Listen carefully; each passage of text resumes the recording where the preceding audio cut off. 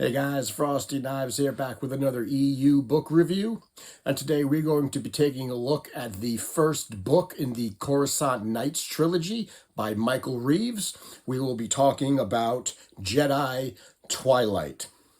Now, this book was published in 2008, and the paperback clocks in at 343 pages.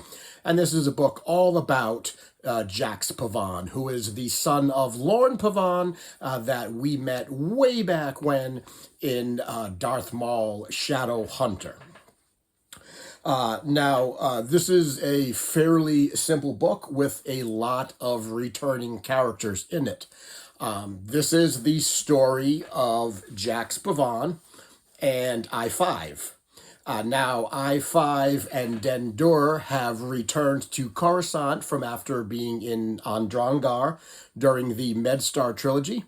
And I-5 is now searching for Jax in order to fulfill Lorne Pavan's dying wish, which was, if anything was to happen to me, then please go find and take care of my son. So the two of them made it back from Drongar just in time.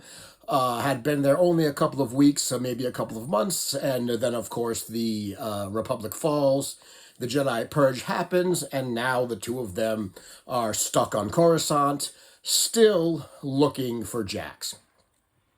Couple of other returning faces in the book.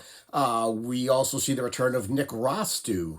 Nick Rostu, who we last saw in Shatterpoint during the Clone Wars on Harun Kal, the Matthew Stover book.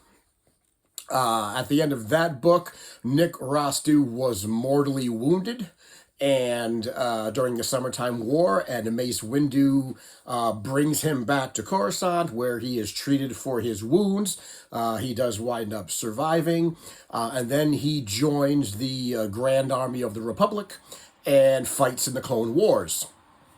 Some battles during the Clone Wars, and then when the Republic becomes the Empire, they basically take all of the soldiers and generals and people that fought during the Clone Wars for the Republic Army, and they basically line them up and say, you have two choices. You can either swear fealty to the Empire, or we can kill you. And so Nick, of course, says, well, I don't like either option, so he winds up murdering a couple of Imperial commanders, goes AWOL, goes into hiding on Coruscant, and eventually joins up with a beginning resistance movement called Whiplash.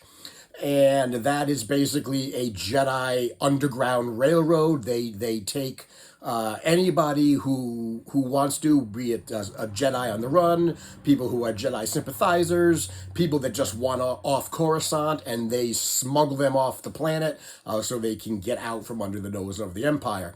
And that's what Nick is doing. He winds up at the beginning of the book running into Jax Pavan's Jedi Master, Evan Peel, who has just been murdered by a bunch of stormtroopers. And in his dying wish, he says, you need to find Jax, because Jax needs to find a droid that has information about the Resistance that we don't want to fall into the hands of the Empire. So I need you to find Jax so that he can go find this droid and secure the information. And so Nick does. So that is what the first half of the book is all about. Nick is looking for Jax. I-5 and Dendur are looking for Jax. And then Jax, through means of his own, finds his master's dying wish that he needs to go find this droid. So then Jax goes off on his quest with a Jedi Paladin, or what they call the Gray Paladin, someone that used to be a Jedi but is no longer part of the Order. It is a Twi'lek named Larenth. And so the two of them go off and try to find this droid. And then eventually, in the middle of the book, all the people come together. Nick and Jax and I-5 and Den and Lareth, they all meet up together, and through a sequence of events, they all decide that they're going to go find the droid and see what it's all about. Well, there's one more person who is also after Jax Pavan, aside from all of these other people, and that is Vader himself. We don't really know why Vader is after Jax yet. I assume that will be explained in book 2 or 3. What we do know is that Anakin and Jax went to the temple together. They trained together. They had classes together. So Jax thinks that Anakin is dead during the Jedi Purge, right? So he doesn't know that Anakin is Vader. And so for reasons unbeknownst to us right now, Vader is after Jax, and he says, we need to find him, and I need to get to him, and he needs to come to me alive because I have unfinished business with him. We don't know what the unfinished business is, but we do know that Vader is on his trail. And that is the whole scope of the book. Eventually, they do find the droid. There's a whole subplot with Prince Xizor in the book, who is also looking for the droid. Very popular droid named Bug Eyes. So there's a whole subplot with Xizor in this. We'll talk about that in a minute. But eventually they all do find the droid and Xizor, and come to find out that there's actually no data in the droid at all. It is just a bait. Is something that Vader set up to lure Jax Pavan out for the sole purpose of capturing him. The droid is nothing but a red herring, and there's nothing important in it. He tries to capture Jax, that goes sideways, and eventually Jax and Nick and I-5 and Den escape Vader's clutches, and they decide to go underground. They decide to hide out on Coruscant, and they decide to just lay low in the lower levels with everybody else until the smoke clears. And Jax and I-5 finally gets his reunion with Jax, and they decide that they can be most helpful on Coruscant, part of Whiplash, trying to help people get out from under the clutches of the Empire. So that is basically the story, and it was a fairly entertaining middle-of-the-road story, very well crafted, with very good characterization. Now let's talk a little bit about the Prince Xizor subplot. So there's a whole Xizor subplot where he is trying to get the droid because he thinks the droid has information. He's trying to come up in the ranks of Black Sun. He wants to rule Black Sun. He's part of the Black Sun criminal cartel. He wants to be a big thing. He wants to be a Vigo. He wants to be in charge. And this is him starting to make those moves.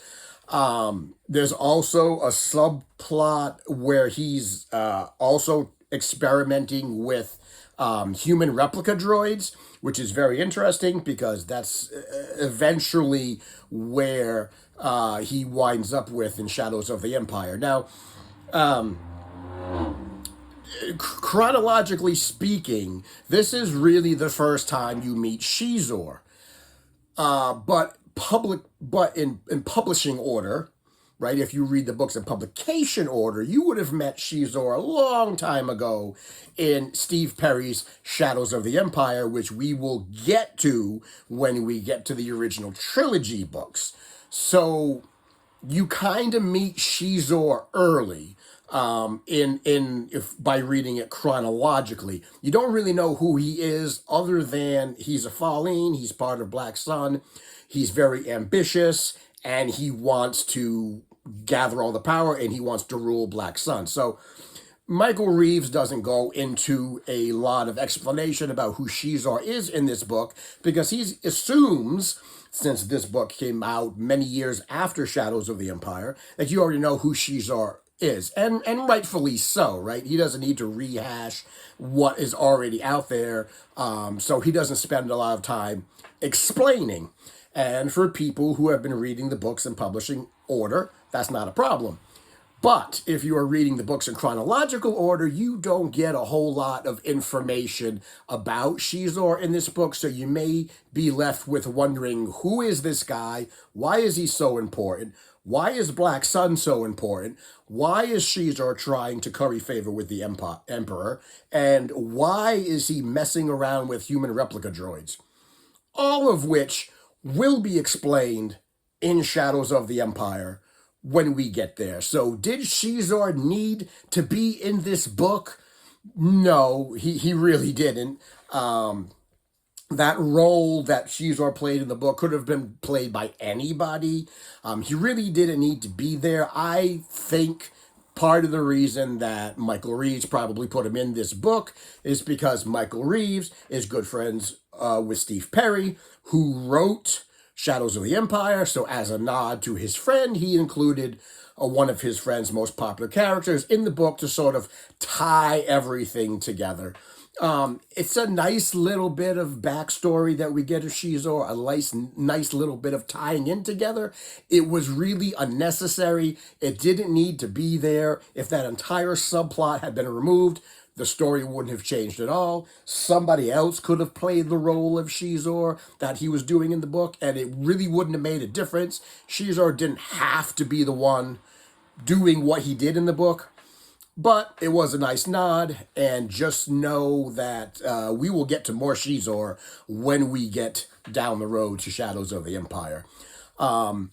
We get to see a lot more of Vader in this book. This is when the books start really sort of getting interesting, because we're going to see a lot of Vader.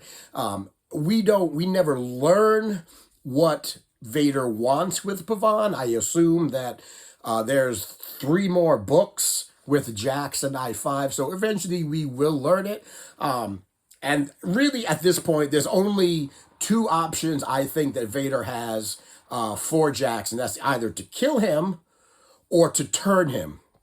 See, now Vader is going to start looking for an apprentice of his own, somebody that he can train that can help him take down Palpatine, because remember, that is Vader's goal, right? Vader's goal right now, after Revenge of the Sith, is I am going to learn everything that I can to take down Palpatine and take his place. And that includes potentially finding apprentices that he can train in the dark side and keep hidden from Palpatine. So that's really the only 2 things I can think of that why Vader would be spending so much time looking for Pavan, especially when it's very well established at this point that the Emperor basically considers the Jedi useless. At this point, he feels the Order is broken sufficiently. He knows they didn't get everybody, but they smashed the Order. They broke the spirits of the Jedi, and he basically says, let them go into hiding. I'm not gonna spend energy hunting them down and looking for them. I got bigger things to do. I got Death Stars to build. Let them hide. And, if we do run across a Jedi in our normal day-to-day, yeah, we'll murder them and we'll put them down. But we're not going to spend a lot of energy actively looking for Jedi, because we have bigger fish to fry. Remember, the Emperor's got wheels within wheels, and he's got plans within plans and projects all over the universe. So he's not going to spend energy hunting down a ragtag band of broken Jedi people. He just let them go. So it's very well established that at this point they don't care. He thinks he's done his job. So why Vader is looking for this particular one, I guess we'll find out when we get through to the next books. Overall, it was a middle of the road book. It was a decent filler book. Nothing very exciting, but nothing bad. It certainly wasn't one of the best books in the Star Wars universe. Certainly wasn't one of the worst books in the universe. It was a good middle of the road filler book to just sort of talk about what is going on in the universe now that the Jedi have fallen, the Republic has fallen, what kind of things the Emperor and Vader have out there to do. I gave this a 3 stars on Goodreads. Again, it's a very middle of the road book. And so that always brings up the question, should you read it? Well, there's a couple of questions you have to ask yourself. If you are reading the books in chronological order, not chronological, but chronological order, like we are, then yeah, you're going to want to read it. But if you're just a casual Star Wars fan, you know, this is not something I think that you would need to run out and pick up.